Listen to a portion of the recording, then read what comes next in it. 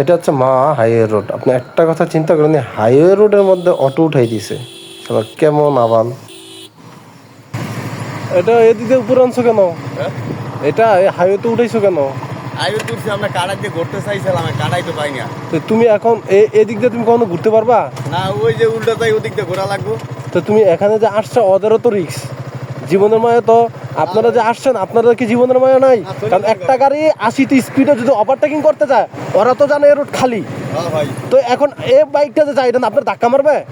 তা আপনাদের সাহস কি করলে এই গাড়িটা নিয়ে আমার উল্টা কোথায় যাচ্ছ তুমি? এদিকে কাটা আছে কোনো? আর কোথাও কাটা নাই।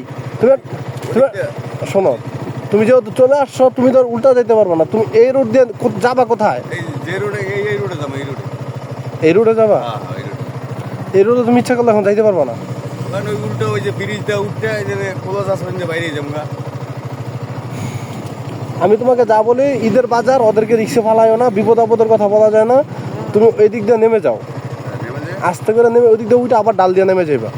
আবার ডাল দিয়ে নেমে? হ্যাঁ, 5 মিনিট গাড়ি চালাইলে নেমে যেতে পারবা। তুমি ওই দিক দিয়ে চলে যাও, যাও।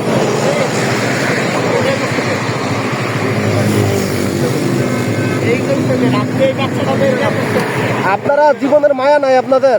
আপনারা কিভাবে আসলেন এটার মধ্যে? হ্যাঁ,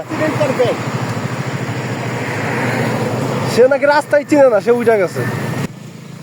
যাই, ভাইয়েরা আসছে আমাকে সাহায্য করার জন্য।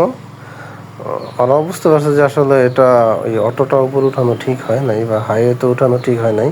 তাই ভাই থেমে আমাকে সাপোর্ট দিয়েছে। ধন্যবাদ ভাই আপনাকে, যে আমাকে সাপোর্ট দেওয়ার জন্য। আসলে ভাই কোথায় যাবে আমি জানি না, তবে ভাইয়ের মন মানসিকতা দেখে আমার অনেক ভালো লাগছে।